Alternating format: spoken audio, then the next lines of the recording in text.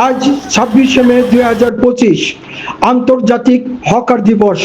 সারা ভারতবর্ষের হকাররা আইনি কর্মসূচি নিয়ে রাস্তায় নেমে অধিকারের জন্য প্রতিবাদ মিছিল ও সভার আয়োজন করেছে।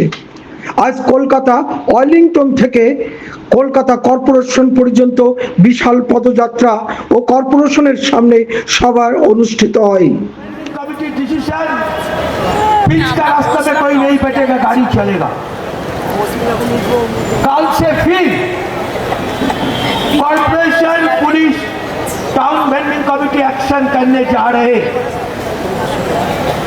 पूरा न्यू मार्केट एरिया हम हमारा न्यू मार्केट के वो साथी लोग को जो अगर अगल बगल में है तो जो 26+5 31 साथी को जिनका पास 2018-15 का कागज है, आप लोग हम लोग से मुलाकात कीजिए।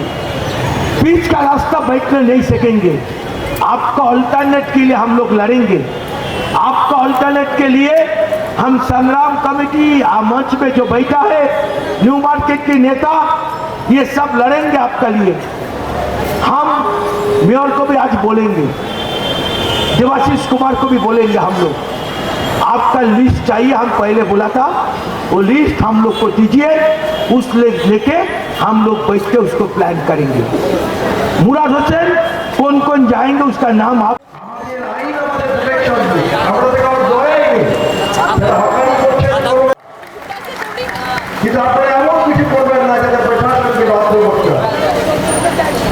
আমি আজকের দিনে খুব কঠিন কথা বলতে চাই না, সেটা আপনাদের আজকের এই সমাবেশ প্রমাণ করে দেয় যে আপনারা শুধু ঐক্যবদ্ধ নন, আপনারা একজন সচেতন নাগরিক হিসাবে আপনাদের অধিকার রক্ষার দাবিতে আজকে প্রচন্ড দুর্যোগের মধ্যে এক জায়গায় থাকতে পেরেছেন। এটা খুব কম সংগঠনের ক্ষমতা থাকে, সেই সংগঠনের আপনারা যে আপনাদের সংগঠনের সেই দক্ষতা দেখিয়েছে, আপনাদের ধন্যবাদ জানাই।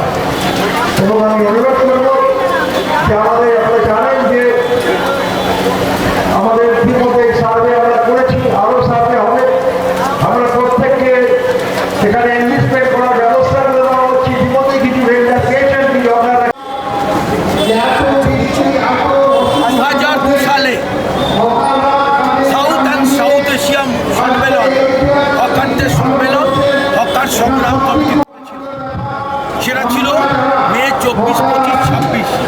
শেষ দিনে এটা ঘোষণা হয়েছিল যে প্রতি বছর গোটা পৃথিবীতে এই দিনটি হকার দিবস হিসাবে পালন করা হবে।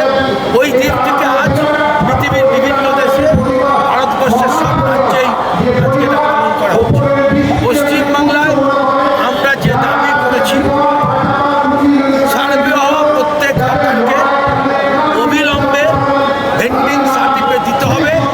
শুধুমাত্র 8,772কে দিলে নয়, সবাইকে দেওয়ার ব্যবস্থা করতে হবে।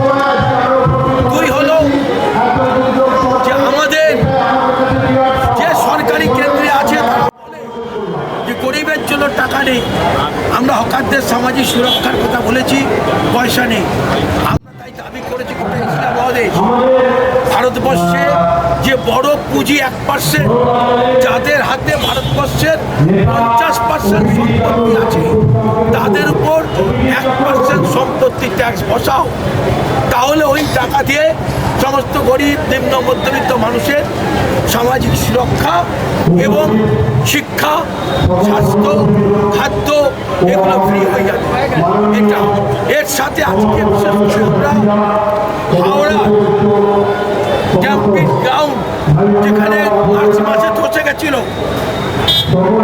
ওইখানে 400-র উপর ফ্যামিলি আছে যাদের দুর্বিষহ হয়ে গেছে। আমরা আজকে মেয়রের কাছে বা মন্ত্রীর কাছে বলবো ওদের বিকল্প ব্যবস্থা করাবো।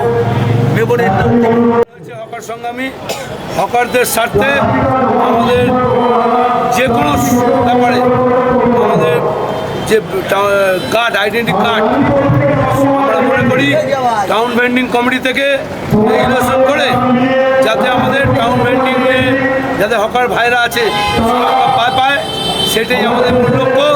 দরকার পড়লে যে আমাদের পুঁজিপতি যারা আছে তাদের যে 50% উপরে যারা মধ্যে যারা আছে তাদেরকে 1% দিয়ে হকারদের সুরক্ষা রাখতে হবে।